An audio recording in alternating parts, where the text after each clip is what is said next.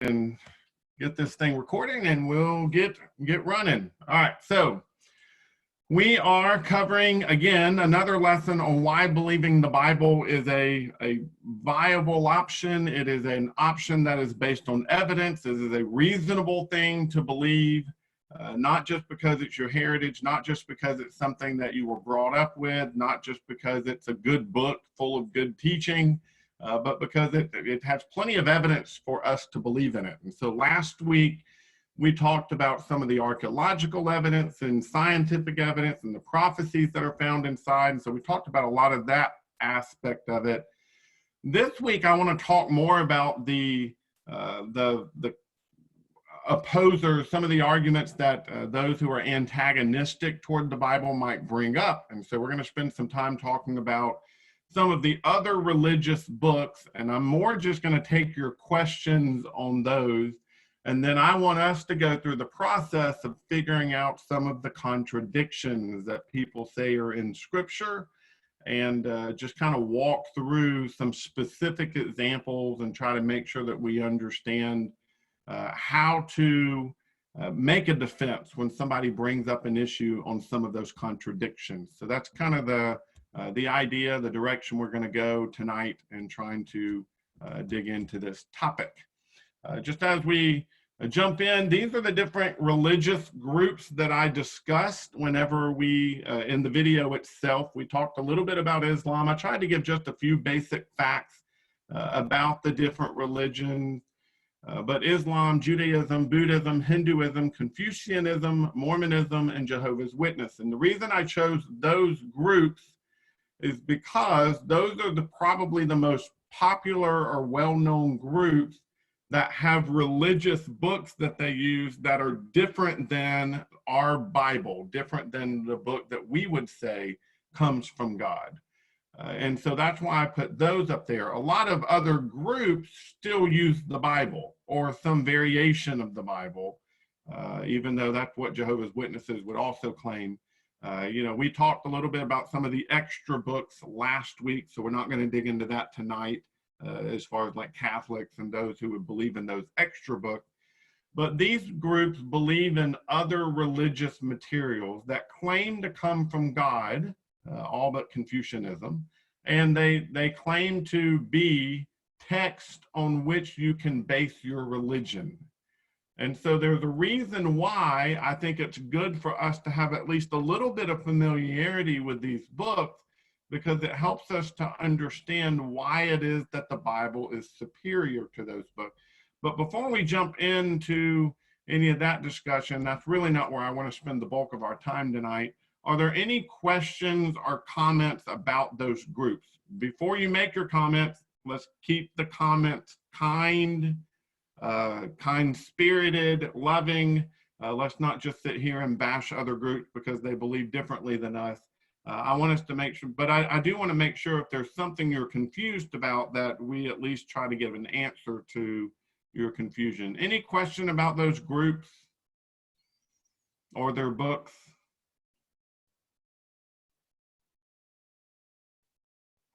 I see no hands going up in front of the camera. So, oh, go ahead, Jody.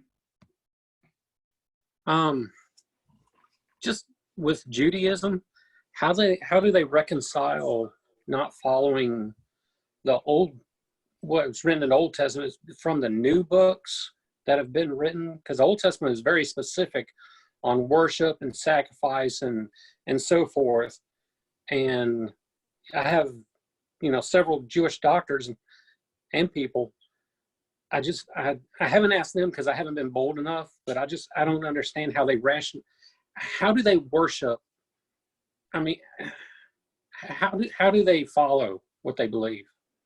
Okay, so the basic premise, and it depends on which sect of Judaism they belong to, whether that be Orthodox, which most American Jews are not Orthodox.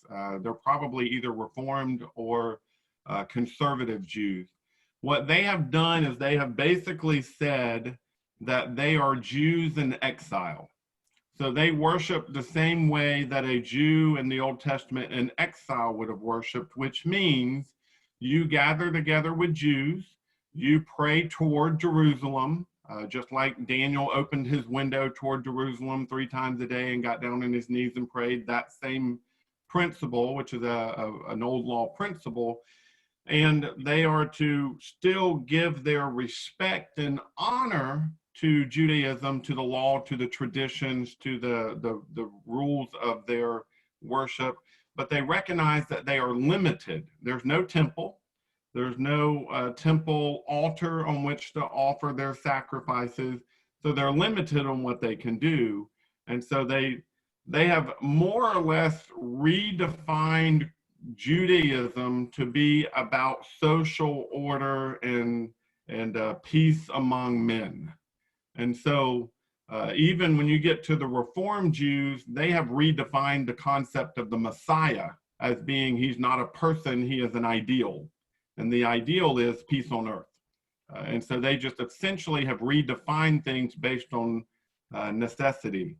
And again, if you're a Jew, as all of us are aware, Jews put a lot of stock into the teachings and traditions of the rabbis.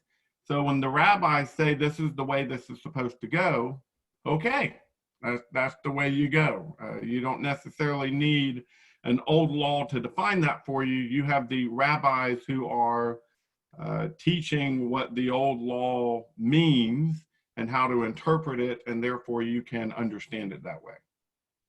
Does that make sense? So that's essentially the way that happens. All right. Any other questions on any of those groups? Islam, Buddhism, Hinduism. I am by no means an expert on any of them, but I know a little bit about all of them. So go ahead, Donna. Keith and I have had some of all of these. Probably the most experience we've had discussions with were Jehovah's Witness. And Mormons. And Mormons, but That was long ago when they were riding bicycles. Jehovah's Witness, I know that with their New Living Translation, that they, when you try to discuss scripture with them, you can't discuss it with you looking at the Bible and them looking at their translation, because they have actually changed the wording.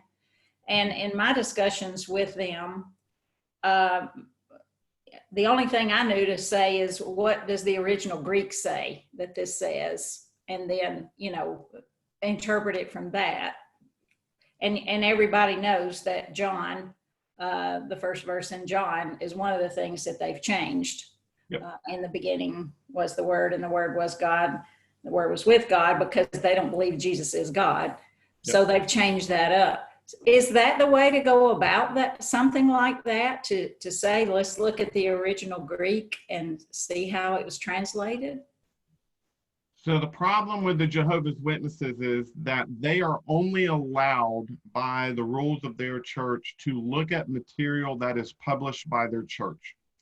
So, you get into a discussion with them about the original Greek. The only original Greek they're allowed to look at is a church-sanctioned copy of the original Greek, which is also changed in some ways.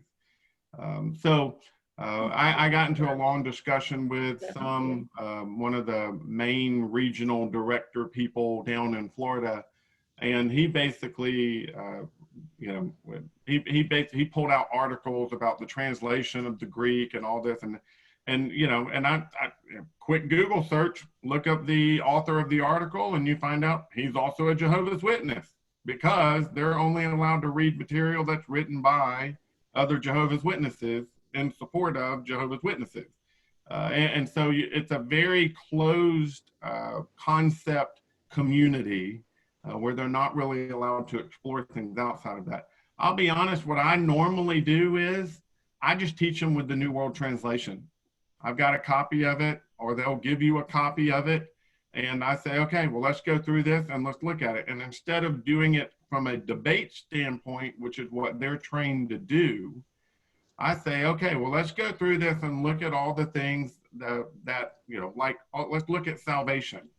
And let's learn salvation from the New World Translation. What's interesting is the passages on baptism, the passages on turning to Jesus, the passages on faith, they're all the same. There's a lot that's still the same in those texts. And so you can use their translation. Now, what they're trained to do is to discuss their hot topic issues, like, is Jesus God or is he a lesser God? Like their John 1:1, their version says Jesus was a God instead of Jesus was God. And so that makes a difference. But I'll go through. I've even tried at one point, we used one of their Watchtower publications, and I said, I only want to study this one publication with you. It's your publication. It's the one you handed me. Let's study only this, and they wouldn't do it because they're taught to shotgun approach this and kind of have a scatter approach. They'll spend 5 minutes talking about this, 5 minutes talking about this, 5 minutes talking about this, and never dig deeply into any one topic. And so it becomes very difficult to have a discussion with them. So I'm honestly, I don't know what the answer is because you're not going to be able to get them to look at material that is not their church approved, if that makes sense. So that just makes it very difficult to have those discussions. And again, like I said, they won't even look deeply at the ones that their church approves because I've tried to do that and they've not allowed me to do it. You have the same problem with the Mormons. Actually, by the way, the Mormons are only allowed to read material that's put out by the Mormon Church when they are elders, when they are going around doing their mission. That's not true of Mormons that are not on their mission trip. But that was one of the things I ran into. The exact same thing when I tried to study with Mormons. I told them, I said, so I'll make a deal with you. Yeah, I will read every single thing you give me if you read every single thing I give you. Yeah, let's just make this fair. And they went, we can't do that. And I said, well, then there's no point in me doing this. I mean, if we're both sitting down to learn, I'm for this. If we're just sitting down so that you can tell me what I'm supposed to believe, I don't want to do that. And that was kind of where we left it. So that's actually one point. The best thing to do with Mormons, by the way, is look up. There's an article that was put out.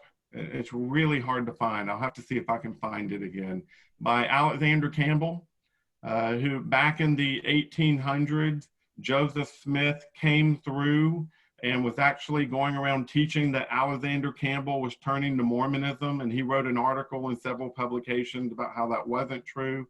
But he brought up all sorts of issues that I had never heard before. And so I brought those up to a group of Mormon elders, and they were floored. They are prepared with answers for all the typical questions, like, you think you can have more than one wife? They're used to those kind of questions, and they're prepared for that. You start bringing up stuff that they're not used to hearing, they'll actually have a good discussion with you on it and get very frustrated on some of those things. But again, the goal is to give them enough to think about to make them ask questions. My experience with Mormon elders has been, because they are put there on purpose, they have to have a weekly call-in every single week with their supervisor and with their mother. Actually, I think it is those two people they have to talk to every week. And their supervisor will yank them from a location if they start asking too many questions. So it's a very guarded organization regarding that. They're very careful with their young men and women. And so you cause them to ask too many questions, they will get yanked from your location and sent somewhere else. So it's pretty amazing. Any other questions? Oh, go ahead, Keith. Let me wait. And that is if you have people Oh, coming. it says you're muted. Okay. Okay, go. All right. I just wanted to, Can you hear us? can you There hear it us? is. Okay. I just want to make one comment, and that is if you have somebody that comes to your door, more of the Jehovah's Witnesses used to come to our door a lot. I don't know if they've changed their strategy or what, but, and you feel like it's, well, you just can't, you don't know enough to answer their questions or whatever. I would encourage you to sit down and study, find books that can help you, or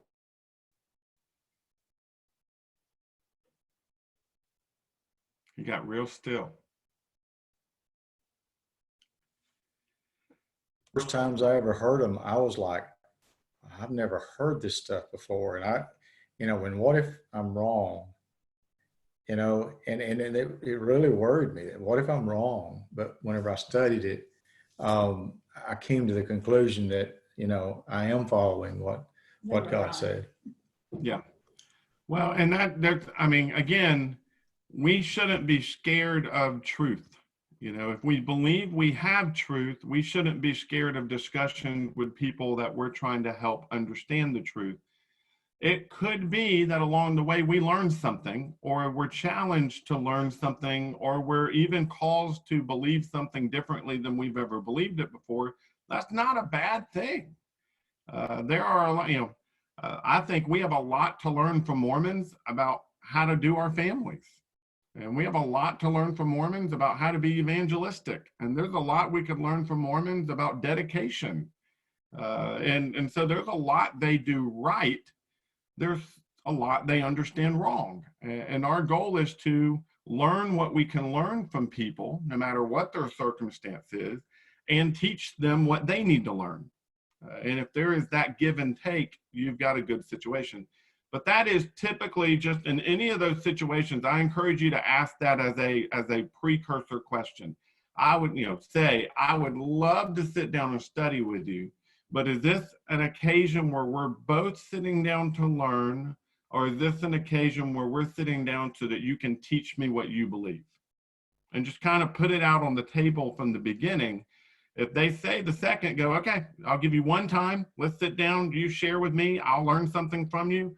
But I'm not interested in just being converted to something, but I am interested in learning something. But there, again, it's a great opportunity to share with them. They should be the same way. So all of that should work together in that. Any questions on any of the others? Islam, Buddhism, Hinduism, Confucianism, any of that? I know we deal with that a lot less in our society, but it is there. I don't see anything, so we'll go ahead and jump into the next part here that I want to get to, which is the contradictions. Contradictions are interesting and it's kind of a fun exercise. You can go on Google and just Google 101 Bible contradictions. That's actually where all of these contradictions came from. They did not come from a religious site that was giving answers. They came from an atheistic site of people who were giving their best arguments and contradictions that they found in the Bible. So just understand that's where this material comes from when we get to those slides in a minute. But they are oftentimes unfair because they are coming at it with a bias. They're not in any way trying to figure out how it works together. They are looking for places where it doesn't work together. And because of that, I think a lot of times it makes their contradictions somewhat humorous because we recognize so easily what the answer is. But they very much want to force there to be a contradiction there. So I say that with, some of these are going to be a little harder than other ones, but what you're going to find as we go through it, you'll see that they really do fall into some categories to help us try to understand this, which we'll come back to at the end. Here's our first one, okay? Remember the Sabbath day to keep it holy, Exodus 20, verse 8. But over in Romans 14:5, it says one person judges one day to be more important than another day. Someone else judges every day to be the same. Let each one be fully convinced in his own mind. Is that a contradiction or not? And anybody want to volunteer why not if you believe no?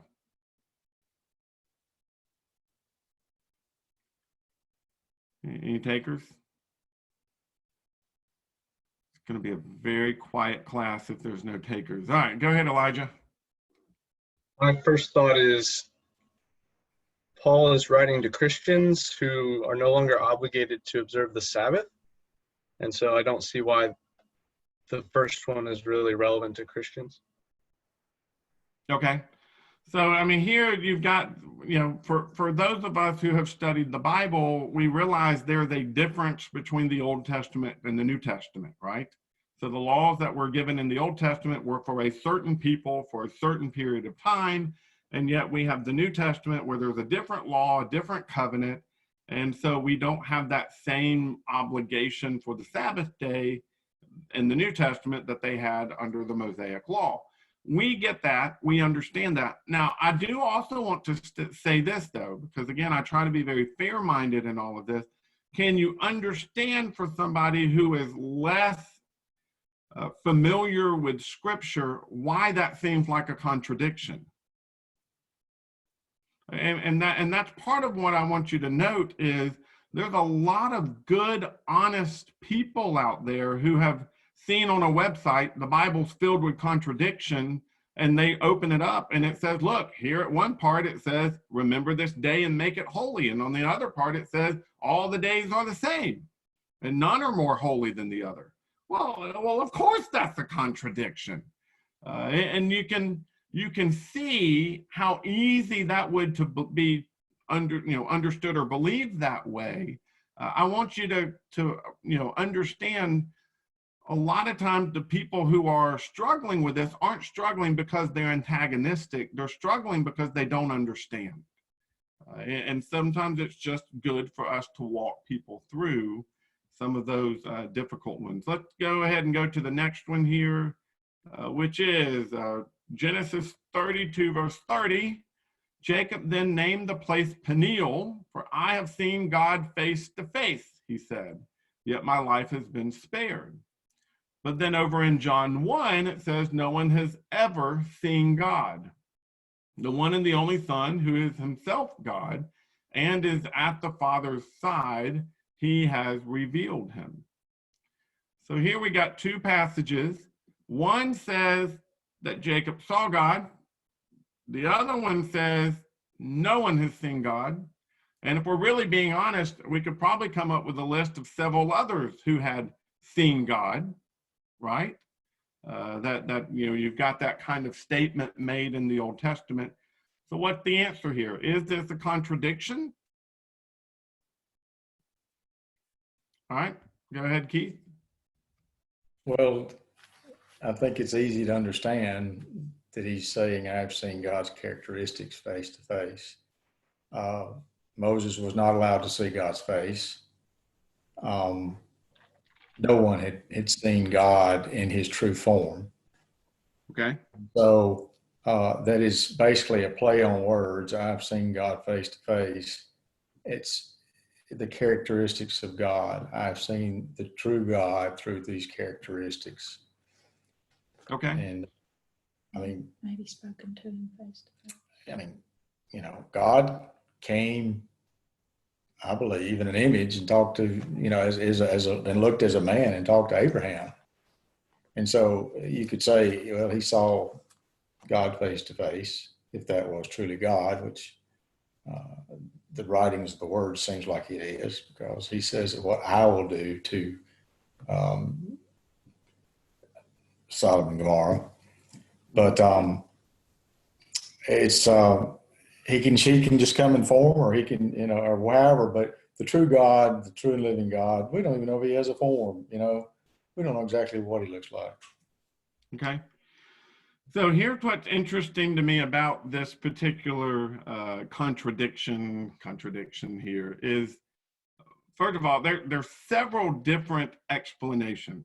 And I think this is a good illustration of what I want to dig into. There's several different explanations of this particular contradiction. One is exactly what Keith is saying there, that God can be in different forms. We haven't seen God as truly God. We might have seen God as he has revealed himself at different times and in different ways. Another possible explanation of this one is that it also talks about Jacob wrestling with an angel, not wrestling with God, but that is what he is calling God. Therefore, what he actually saw was an angel, not God himself.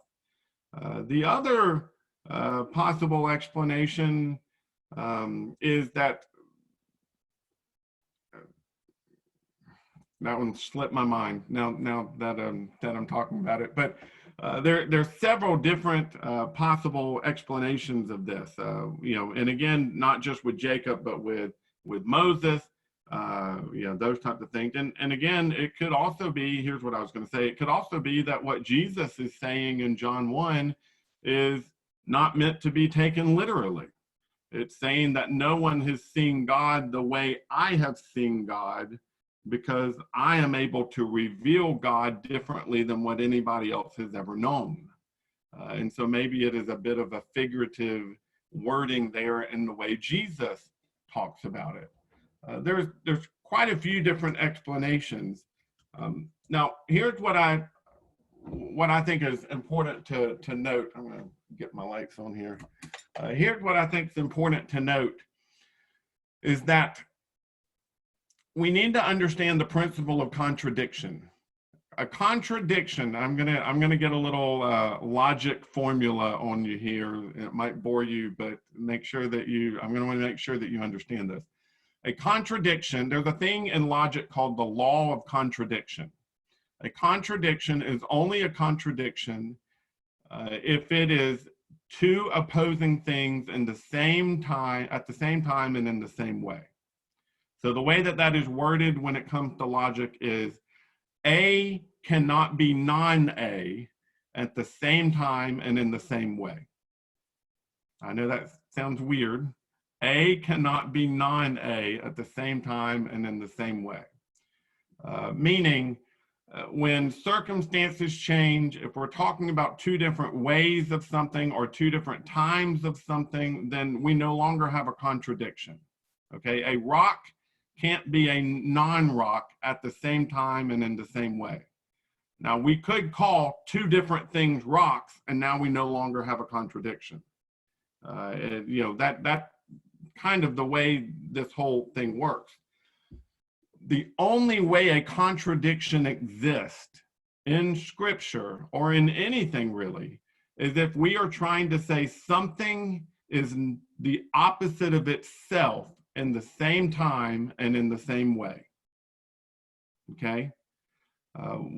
This example here of Jacob as Keith explained it, Keith is saying that what Jacob saw might not be the same thing that what Jesus is talking about.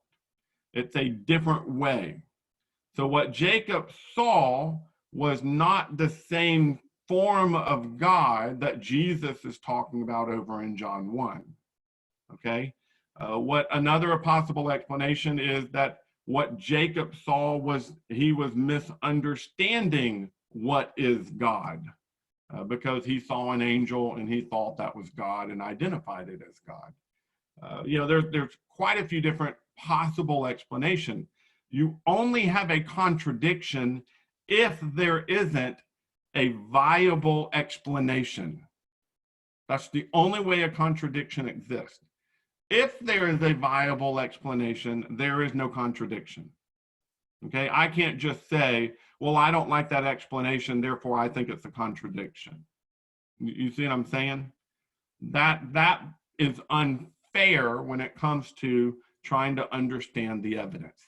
If there is enough evidence to give a reasonable explanation of how something works together, well, then you have a good explanation. And so that becomes important to recognize. You're going to see that as we continue to move forward through some of these. Next one is Leviticus 18:21. You are not to sacrifice any of your children to the fire, to Molech. Do not profane the name of your God. I am the Lord. You contrast that with the story in Judges 11 where Jephthah, many believe, sacrifices his daughter, and some have even tried to argue that that was what was supposed to happen. Therefore, God is okay in Judges with children being sacrificed, but he condemned it back in Leviticus. Is that a contradiction? Okay, give me an explanation if it is not. Any takers? All right, go ahead, Alan. God never asked for that. Jephthah just did it. Okay. I would agree with that wholeheartedly, that just because somebody did something wrong does not now make that a contradiction of what God commanded. Okay. And the point there, the point of what is that now, again, some of these I laugh at because I think I could come up with a much better contradiction than that. Like Alan just said, God didn't ask for it. Well, what about Genesis chapter 22, where Abraham takes Isaac up on the mountain? Why did he take Isaac up on the mountain? Because God asked him to sacrifice his child. Well, wait. I thought that didn't happen. I thought that was contrary to the name of God. It would profane the name of the Lord, and God is entirely opposed to it. But again, in that case, we explain it easily by saying God didn't let him do it, right? So there again, you have an easy explanation that shows that that's not actually a contradiction. And the next one, Jesus looked at them and said, with man, this is impossible, but with God, all things are possible. But you look over in Judges 1, and it says, the Lord was with Judah and enabled them to take possession of the hill country, but they could not drive out the people who were living in the plain because those people had iron chariots. Well, this says that the Lord was with them. So was it impossible for God to do it? How do we explain this? With God, anything should have been possible. Any explanation? Putting you on to the test tonight.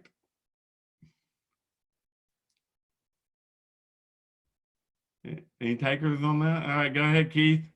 I hate to keep answering, but if nobody's going to wave their hand, Go for it. Now I've about forgotten the question. They could win the battles, but they couldn't drive them out.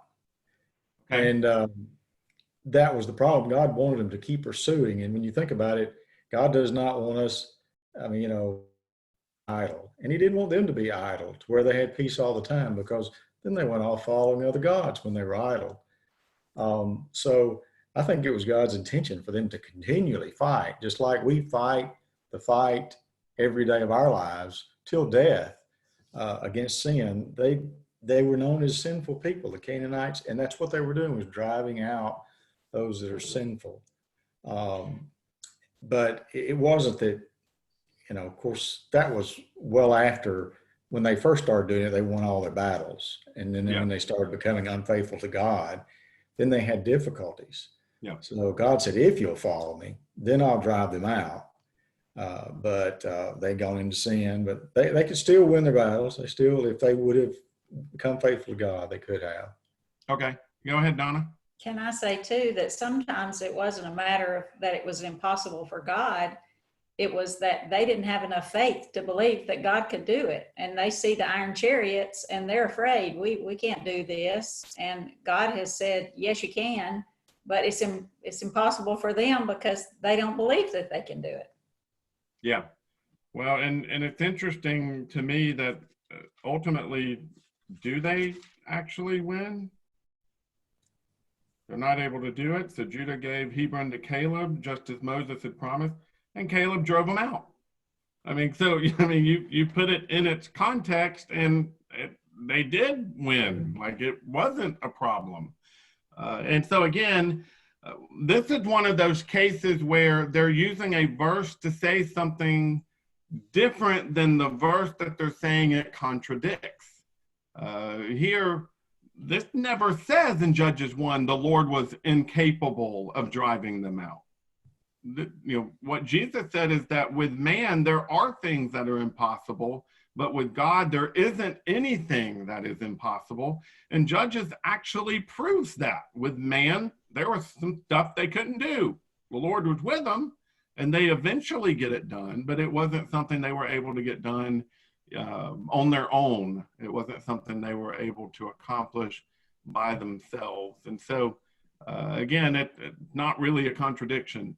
Exodus 21, if there's an injury, then you must give life for life, eye for eye, tooth for tooth, hand for hand, foot for foot, burn for burn, bruise for bruise, wound for wound.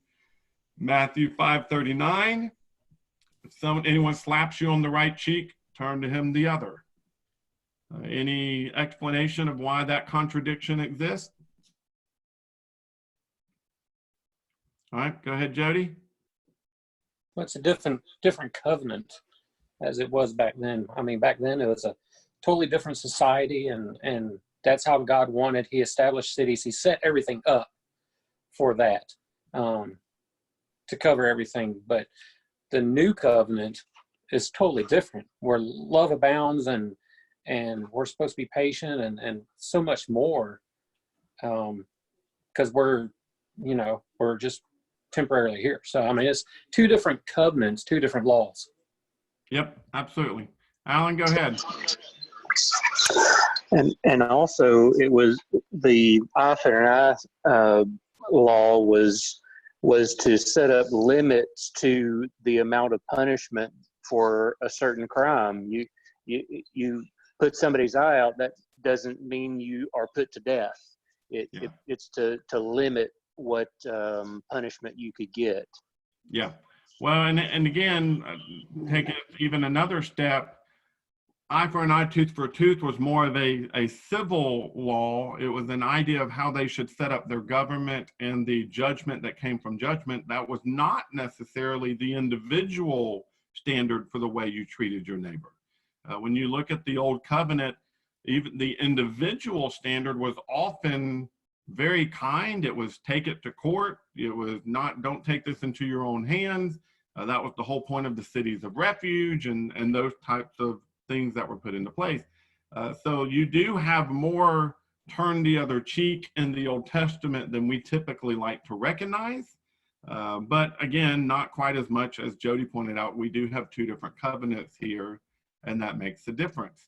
All right, next one here. Just keep this class moving. Genesis 17, this is my covenant between me and you and your offspring after you, which you are to keep. Every one of your males must be circumcised. You get over to Galatians 5:2, take note, I, Paul, am telling you that if you get yourselves circumcised, Christ will not benefit you at all. All right, is this a contradiction? Okay, any takers, any explainers here? All right, go ahead, Aaron. It's basically the same thing as the other ones. It's completely different requirements for salvation or consideration as one of God's chosen people. The requirements change between the first example and the second.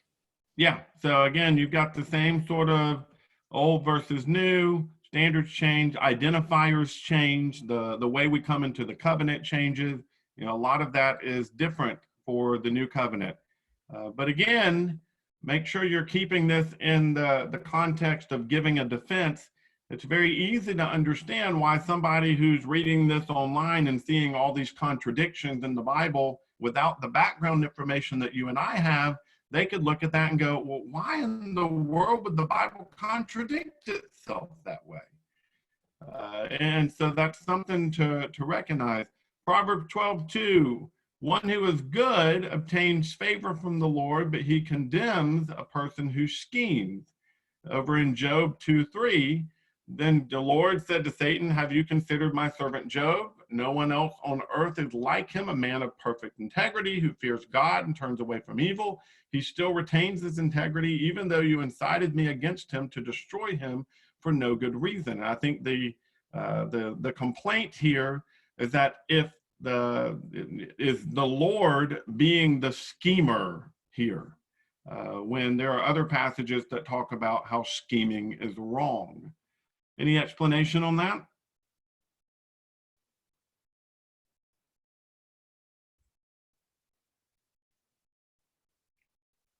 No takers on that one. That one's a little too weird.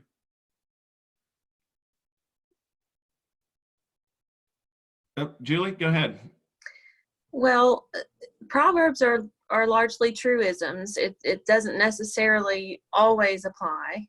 when you're talking about the Proverbs. They're wisdom, the poetic literature.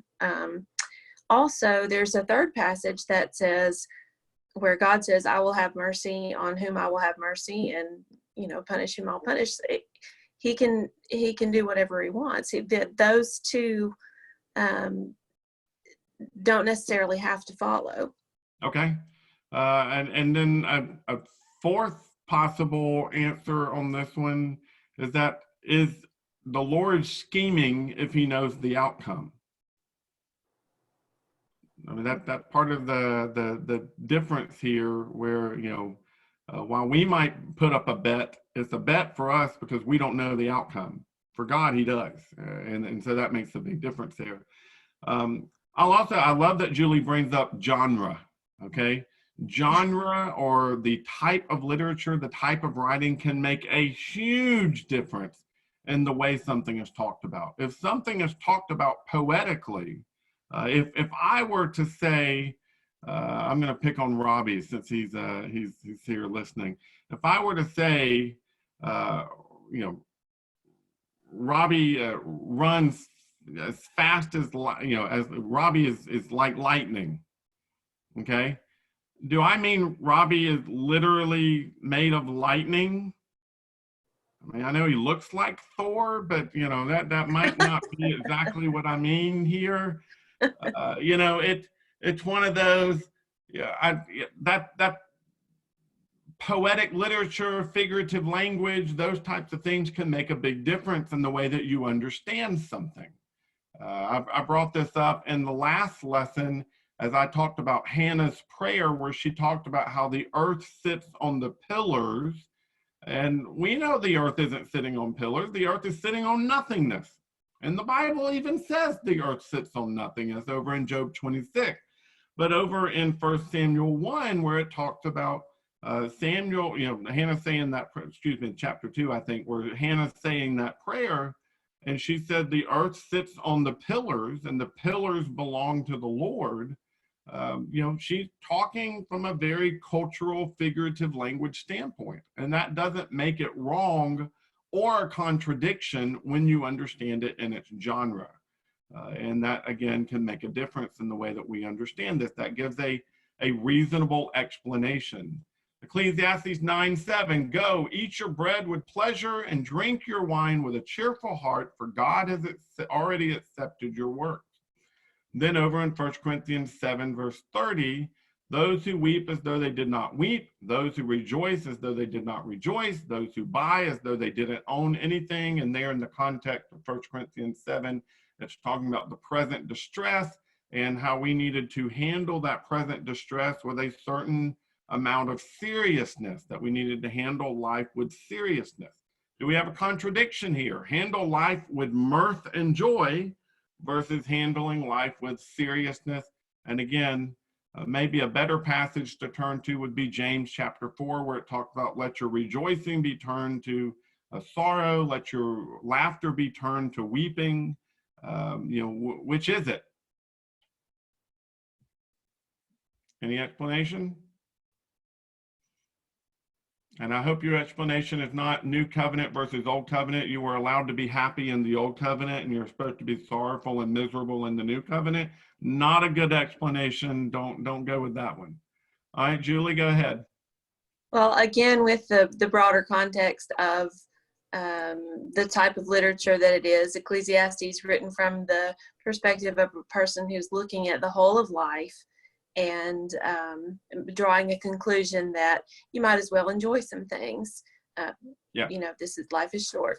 And then the other is talking about the context of the present distress. There's something going on. You need to take this seriously. It's two completely different situations. Well, and that's why I bring up James 4, is that, you know, maybe James 4 is a more general application passage instead of 1 Corinthians 7, because there's no present distress that we know of in James 4. But yeah, I mean, you're correct. I think that's either James 4 or 5. But you know, you're absolutely correct that, you know, again, keep it in the context of what's being said. Actually, the book of Ecclesiastes spends a lot of time talking about how miserable life is, doesn't it? So if we're just going to pull that one verse out of context and say, well, it says be happy, put it back in context. It's saying enjoy it now because life is a miserable wretch of an existence. So enjoy what you can enjoy. I mean, you've really got to keep these things in context. Back to ours, we got about 4 more here. Ezekiel 18:20. The person who sins is the one who will die. A son won't suffer punishment for his father's iniquities, and the father won't suffer punishment for the son's iniquities. The righteousness of the righteous person will be on him, and the wickedness of the wicked person will be on him. But you compare that to Exodus 20, where he says, I am bringing the consequences of the father's iniquities on the children to the 3rd and 4th generations of those who hate me. So which is it? Do we suffer the father's sins and the consequences of their sins, or is that an individual thing? This is actually a little bit of a harder one, so seeing who's brave here.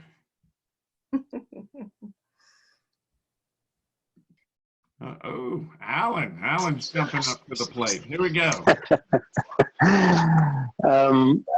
I think the nature of sin on these two are different. One is talking,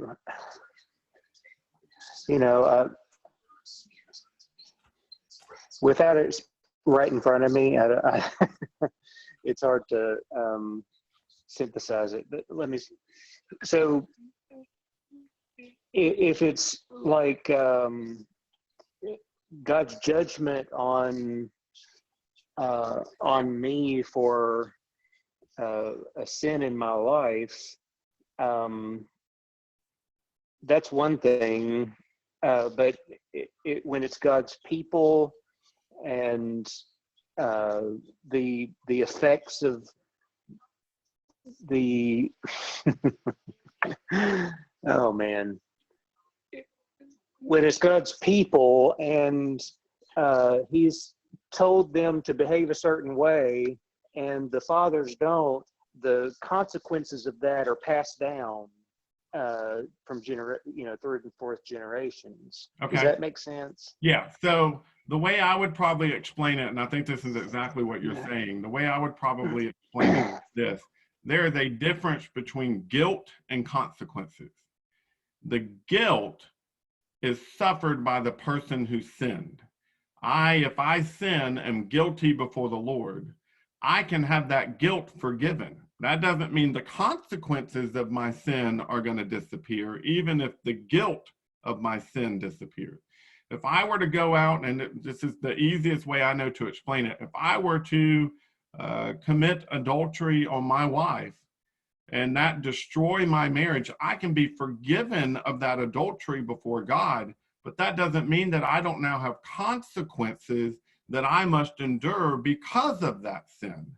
The guilt can be forgiven. The consequence is I can, if I lose this marriage, I'm no longer able to get married. I have to live single for the rest of my life based on the rules that God has laid out there. Those are consequences I suffer. My children are probably going to suffer a broken home. That's going to cause them trouble. It might even go down and cause their children trouble because of the way that they view marriage because of my bad mistake. So while my children aren't guilty for my adultery, I can have that forgiven, but that doesn't mean I don't now suffer the consequences of having made a decision that made me guilty. And that's the two different things. What's talked about in Exodus is they are going to have consequences that pass down to the generations that follow there, particularly in the context of idolatry. Every person who worshiped idols would be guilty before God. That was their own. But when they brought idolatry into their homes, that was going to be something that had consequences for generations to come. It might not have given them guilt, but it did give them consequences. And so you're dealing with two different ramifications of sin and they're not contradictory at all. Elijah, you had something? You said it. Oh, I said it? Okay, good. All right. I know I said the right thing if Elijah was going to say it, so I feel pretty good about my answer now. So that's one of the, I think a pretty simple explanation of that, there is that difference between guilt and consequence. That is one of the things people really struggle to understand. That one of the things I explain often to somebody when they are dealing with a marriage divorce situation, that absolutely you can be forgiven of guilt. That does not mean there is not still consequences. And so those are two different things that you have to deal with. Moving on to the next one, just a few more real quick. James 1:13, this is another more difficult one. No one is undergoing a trial should say, I'm being tempted by God, since he himself is not tempted by evil, and he himself doesn't tempt anyone. But you look over in Genesis 22, and it says, God, some versions will even say, God tempted Abraham. And honestly, the word in Hebrew for testing and tempting is the same. So when your version says tested, that is not a difference in the Hebrew language. That is the exact same word. So does God or does God not tempt us? Okay, Aaron, go ahead. I think the inclusion in James of the by evil part is important, because God Okay. wasn't testing Abraham to do evil or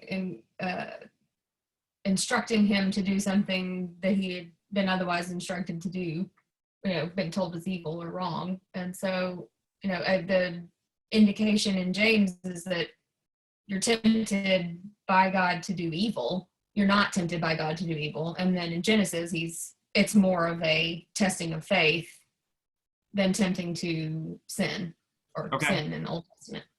So I like to equate, and this might, go ahead, Alan. I just have a question. Isn't the word for tempt and test the same? Aren't they the same? Yes, they're the same in the original language. Okay, so Yep.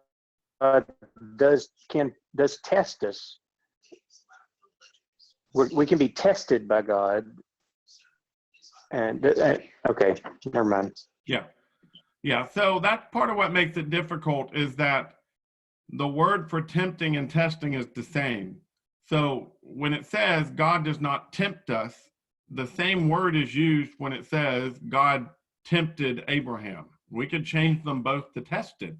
God does not test us, but God tested Abraham. So which is it?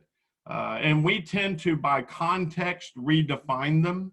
A tempting is when you're trying to bring about an evil outcome, and a testing is when you're trying to bring about a positive outcome.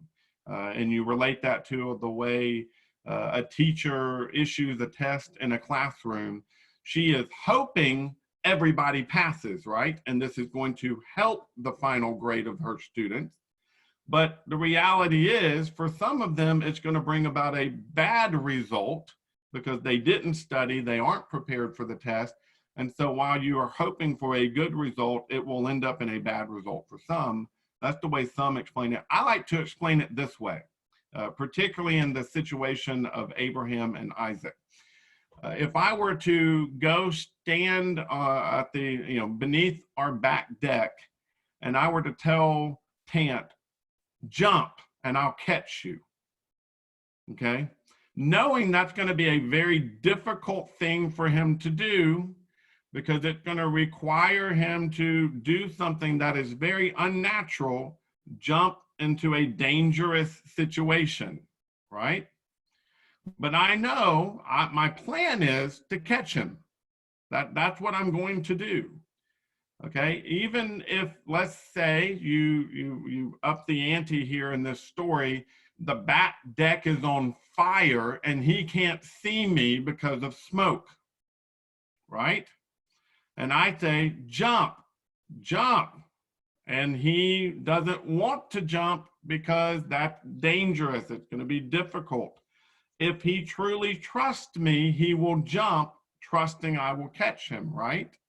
I see the whole Abraham Isaac thing exactly like that. It's God telling Abraham, jump, knowing God was going to catch him. Abraham didn't have all the details, but God did. And so you don't have a tempting there where God is looking for an evil outcome. What you have there is what seems to be a bizarre command that doesn't make any sense on a normal day, but it makes perfect sense when you're God and you know all the details. Same as if I were to tell my child to jump, even if he didn't know all the details, because I'm trying to help, I'm trying to make a good situation.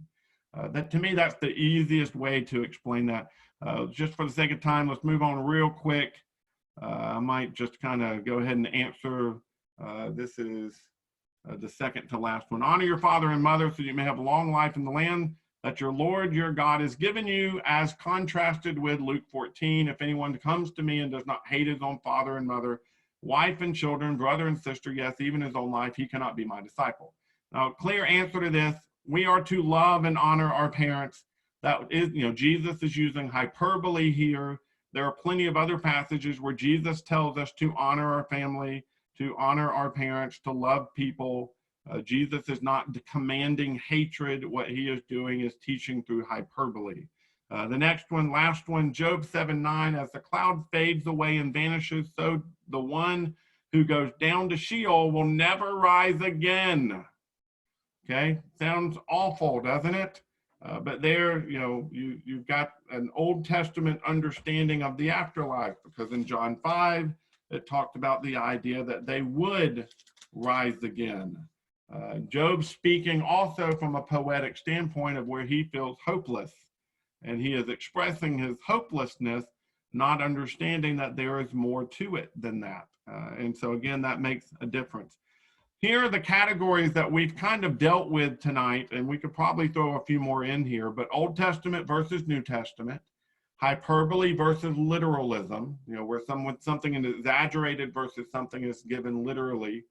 The mistakes, humans make mistakes, have wrong understandings of things. I think that's also an explanation here with Job. Job doesn't understand the afterlife. You do have there being an understanding of that with David or with other characters. Sin versus ideal behavior. That's the case with Jephthah that we talked about. Mistaken reader's interpretation. There's a lot of times when these contradictions are based off of a bad understanding of the text, or a lack of understanding of the context, or timelines and number generalization. You'll have some contradictions in genealogies. You'll have some contradictions in names of people who, I think I gave in the video the explanation of Jethro and Reuel. Both of them are called the father-in-law of Moses. Well, who was it? Maybe it's the same person. Maybe it's two different father-in-laws. We don't know. Their family structures were different than ours. Ultimately, the context is the key to understanding everything. You put the Bible passages in their correct context, they always make sense. It's when we pull them out of their context that all of a sudden they're hard to understand and we're not sure exactly what it means, and it seems like there's a contradiction. You pull, and several of these tonight, you put them back into their context. Had we just read the verses around it, it would have made perfect sense. And so that, again, is a big part of this, trying to make sure that we understand this. The part that I want you to walk away tonight with, though, is this. Most of the people who find these contradictions are not antagonistic. They are just uninformed. And we need to make sure that we're patient enough and loving enough to walk them through having a better understanding of Scripture, because having that better understanding of Scripture might be what makes the difference for them as we give a defense for what we believe. So make sure you're willing to have that kind of patience and love and concern for them. Just because they pointed out a contradiction isn't, that does not necessarily mean they're unwilling to listen. Sometimes they legitimately have read about all these contradictions and they need someone to teach them, someone to show them those answers so that they can have a better understanding of your faith and so that you can have an opportunity to dig further than that with somebody. Any questions or comments on that? No, nothing. My little last minute monologue just tired everybody out. Understood. Understood. Oh, go ahead, Larry. There are a couple of books out that looks into a lot of these contradictions and digs pretty deep into them, actually. Yeah. Some of them, it's hard to understand why that could be a contradiction even, but Yeah, there absolutely are. But I mean, I'll be honest. I would dare say very few of us struggled to answer most every single one of these. We have enough Bible knowledge to be able, if we sit down and think about it, come up with what is a reasonable explanation as to why this makes sense. And again, I'm not talking about twisting things around so that they match what you want it to say. That's never our goal. Our goal is not to kind of pull the wool over people. Our goal should always be to have a reasonable defense for what we believe, but most of the time that just means looking at it in context, looking at what it actually says, and then you can have an answer. But Larry's absolutely right. If you're ever interested in this, and these are not on my reading list, Steve, so just you can add them, write them in yourselves. But I think there's things like 101 biblical contradictions answered, or those types of things. You can find articles online if you're interested, but they can be very helpful. I'll be honest, most of the contradictions, the one category I didn't talk about is some of the contradictions are just in theological systems. They're not actually in the Bible. So it's why does, like you look at Calvinism and you'll see a lot of contradictions in Calvinism or in Catholicism, or even in our own understanding of text or of our faith. And we need to make sure that we're willing to address those also. Keith, you had your hand up? Yeah, I just wanted to comment on one that I wanted to comment at the beginning, and that was the fact that, the eye for the eye and tooth for tooth and things like that. God, if you look in the Old Testament, God constantly demanded justice, and he warned them about being unjust to those who are poor, and all through there, he wants them to be just. And I believe basically what he's saying is the crime should fit the punishment. Yep. You don't put somebody in jail for 60 years for stealing a lollipop. That's not justice. And so I've seen many times on TV where a murderer goes, 4 years, you get 4 years for a murder. That's just not, it doesn't fit the punishment and the crime, and God saying, make sure they fit. You don't over punish somebody or under punish somebody for what they've done. Yeah. Anything else? All right. I don't see any other takers. So hopefully this challenged you a little bit this week, and maybe made you think about some things you hadn't thought about for a little while. But hopefully it was something that made you realize we really do have a great book. This book fits together so well, and it just has such great continuity in it. There is consistent teaching. Not only is the teaching consistent, but there's just no contradictions in there. It all fits together perfectly. And it is amazing to see just how God has made that possible. It should help us to have a greater understanding of Scripture. I cannot remember what next week's lesson is on. I have it written down somewhere. But we're going to move on from talking about the Bible to talking about just other types of evidences. So you'll just have to stay tuned for that. There'll be a new video up on Sunday. I'll turn everybody's mics back on if y'all want to talk, and I'll leave it on for a couple minutes, and then I'll end the class. So thank y'all for your time and your attention. Thank you, Adam. Thanks. Good to see a big crowd. It's really nice. A lot of people tonight. Yep, very good. I'm glad we had Thornton.